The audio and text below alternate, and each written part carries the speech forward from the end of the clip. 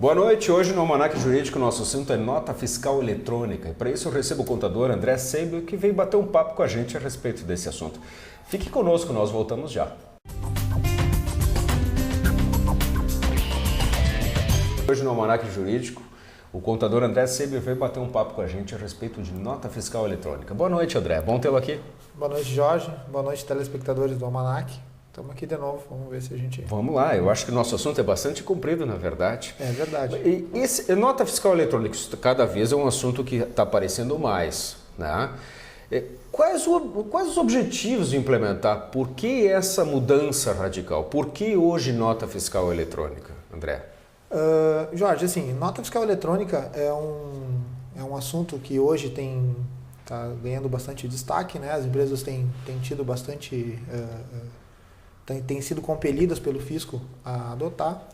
Na verdade, a nota fiscal eletrônica faz parte de um universo, ela é um pedaço de um universo um pouco maior, que é o ambiente de escrituração eletrônica, escrituração digital, movimentado pelo fisco federal, fisco estadual e, em alguns casos, até o fisco municipal. Então, assim, a nota fiscal eletrônica está agregada a que a gente chama de EFD, escrituração fiscal digital, e escrituração contábil digital. Ela é um braço cujo faz parte do SPED contábil, que há poucos dias a gente teve, enfim, o prazo encerrando. Então ela faz parte de um grande arcabouço de obrigações eletrônicas que visam facilitar a vida do fisco e do contribuinte. Isso já foi um assunto de empresas grandes, hoje já não é mais, todas elas estão nessa situação. Na verdade, o assunto nota fiscal eletrônica, a nota fiscal eletrônica ela nasceu no universo jurídico brasileiro em 2005, inicialmente para as empresas maiores, né, as empresas com mais volume de informações, e ao pouco isso foi afunilando. Hoje a gente já está com praticamente boa parte das empresas industriais, dos comércios varejistas aqui no nosso estado já estão obrigados ao fisco ou aderiram voluntariamente ou foram compelidos pelo fisco a convergirem para a nota fiscal eletrônica. E o propósito? Ela foi criada com que destinação, assim, que a gente pode chamar da principal razão de se levar as entidades governamentais a optar por um modelo de notas dessa forma? Jorge, assim, existem uma série de motivos, tá? Uma série de motivos, sendo que a gente julga como principal a validade do documento emitido, porque a gente sabe que a gente, no passado, teve alguns problemas bastante complicados na questão da validação desse documento. Alguém tinha lá, o fraudador tinha um certo benefício, ele mandava fazer um talão, mandava fazer enfim, criava um artifício. A questão da clonagem. Questão de clonagem de notas, duplicatas emitidas sem autorização do sacado. Comum. Infelizmente. Mas, enfim, então, com a nota fiscal eletrônica, isso, do ponto de vista do contribuinte, isso melhora. Por quê? Porque eu estou obrigado a uma certificação digital, a uma assinatura digital válida para que o meu documento seja emitido.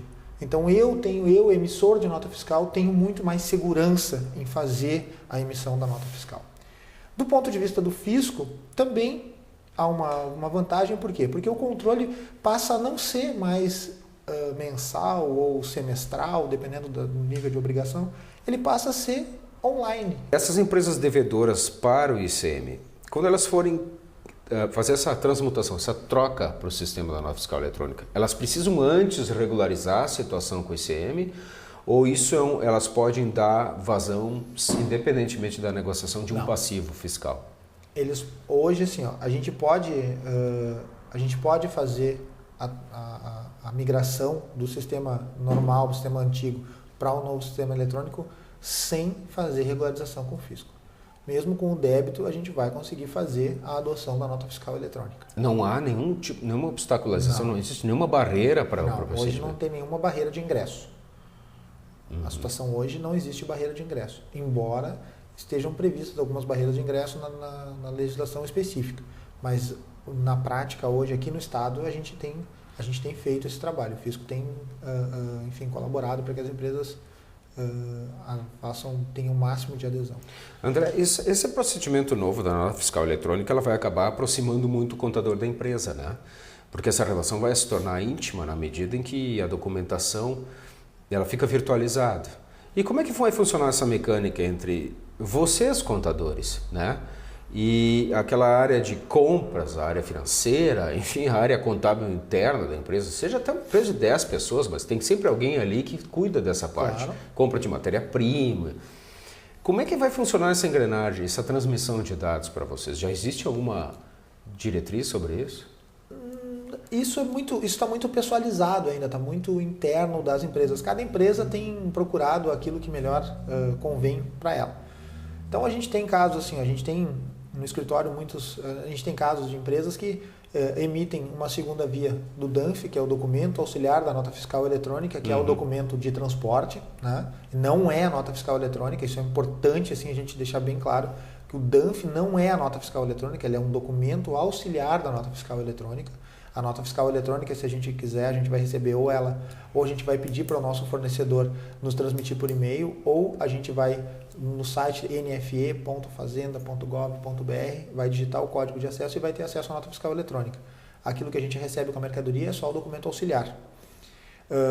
Então, algumas empresas no escritório hoje emitem uma segunda via fazendo esse parênteses, né? Uma segunda via daquele documento auxiliar e a gente recebe, enfim, para confirmar dados, para puxar essa nota fiscal lá do repositório nacional.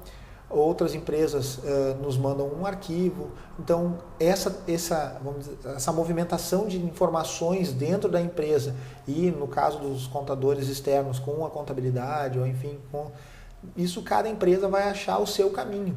Né? Não existe uma norma dizendo que tem que ser assim ou assado. Cada empresa vai buscar o seu caminho. Bom, André, o que tu tens para dizer aqui? A gente vai chegando no final do programa. A todos esses telespectadores que nos assistiram, com relação ao que fazer agora. Então tá, a gente vai pensar como é que vai mudar isso, como é que vai organizar isso. Bom, assim,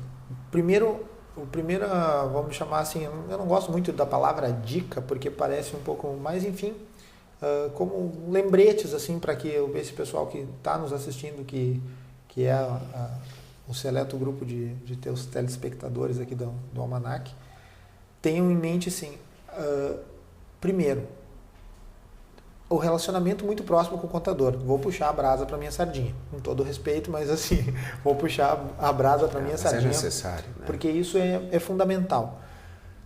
A gente sabe assim, ó, por que isso? Por que esse relacionamento próximo com o contador? Por quê? Porque o contador vai orientar ele da melhor forma de fazer essa transição, porque o contador vai poder... muitas empresas são obrigadas a ter a nota fiscal eletrônica e não tem nem conhecimento, né, de que estão obrigadas, foram intimadas eletronicamente e muitas vezes o contador não entrou no site, enfim, mas ele não fica sabendo. E a penalidade é muito severa para o contribuinte que é obrigado. Como sempre. Para o contribuinte que é obrigado e não fez, que é o quê?